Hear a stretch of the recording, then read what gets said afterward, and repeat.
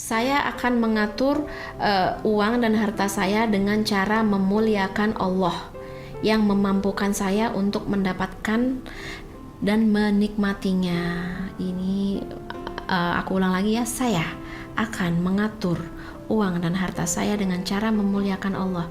Jadi memang tujuan Allah ngasih harta, ilmu, kesehatan, semuanya ini dalam rangka kita memuliakan Allah, bukan dalam rangka kita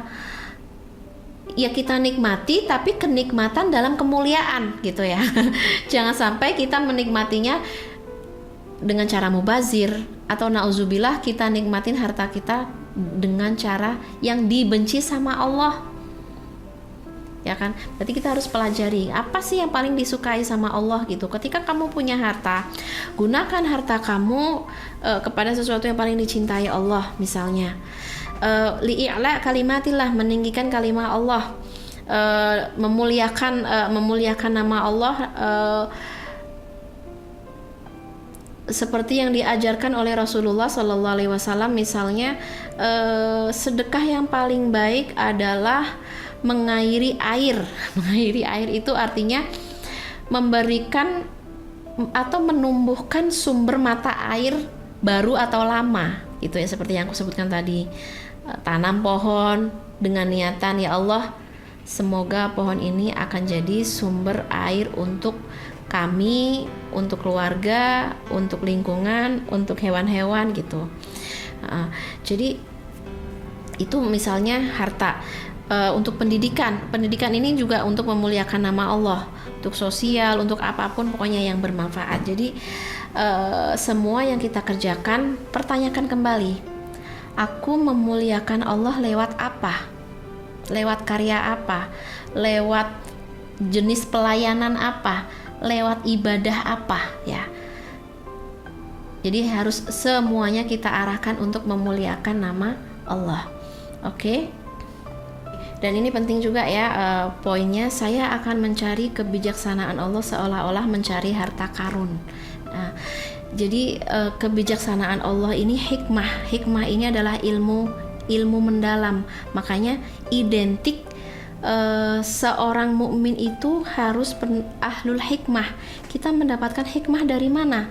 Lewat firman Allah, lewat kitabullah, lewat Al-Quran. Jadi kita di bulan Sya'ban ini ya, kita gali terus, kita mencari, kita mengenal Allah, kita memahami Allah, kita lebih dekat dengan Allah, dan bahkan mendapatkan kebijaksanaan Allah lewat ayat-ayat Al-Quran yang kita baca, setiap ayatnya, setiap lembarnya gitu ya.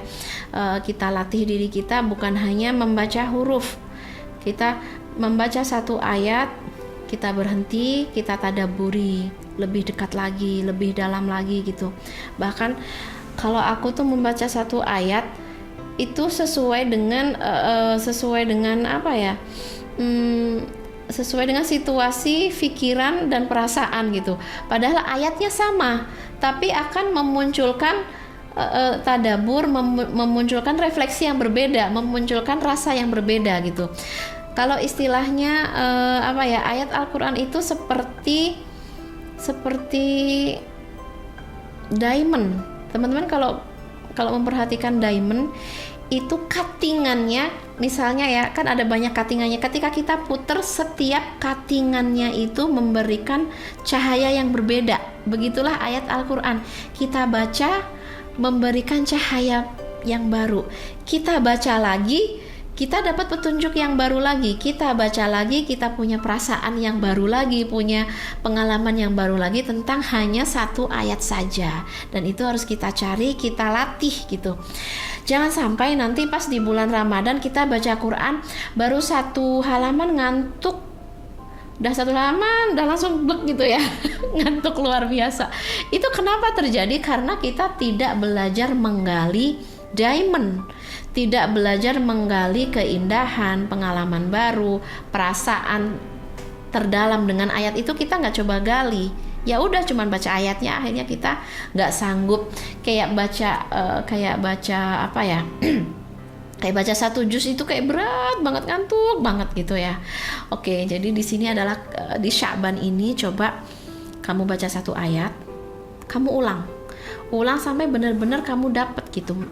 Meskipun hanya iyyaka na'budu wa iyyaka nasta'in.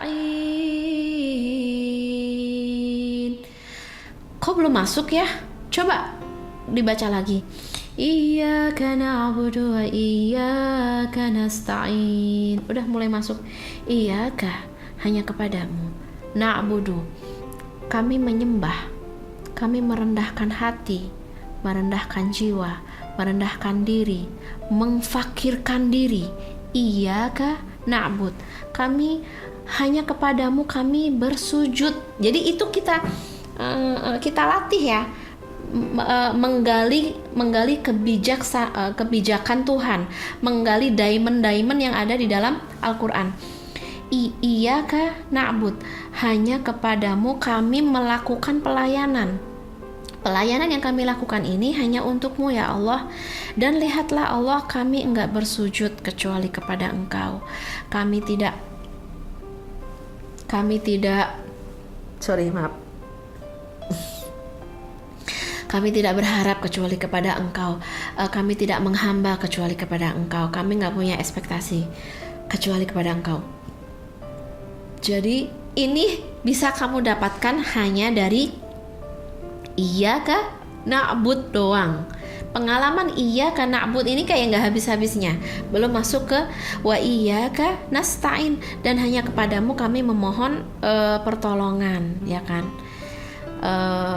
Ya ini kayak kalau kita gali lagi ya, memang kita memang sebaiknya kita meminimalisir kebutuhan kita kepada manusia dan maximizing dan memaksimalkan kebutuhan kita kepada Allah. Karena kebutuhan kita kepada manusia, ya manusia seterbatas itu gitu ya, kemampuannya seperti itu. Berbeda dengan Allah Subhanahu wa Ta'ala yang maha kuasa, maha mampu, maha perkasa, yang bisa memenuhi seluruh kebutuhan kita. Artinya apa teman-teman dirahmati Allah?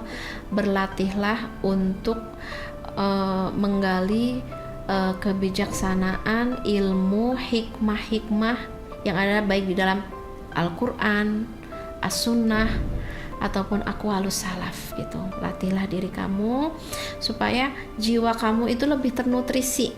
Toh nutrisi jiwa kita itu sumbernya adalah sumber ilahi, karena ruh kita unsurnya adalah unsur ilahi, maka makanannya juga dari sesuatu yang bersifat ilahi, samawi gitu. Berbeda dengan fisik kita, jasad kita, karena terbuat dari unsur bumi, maka makanannya juga dari bumi.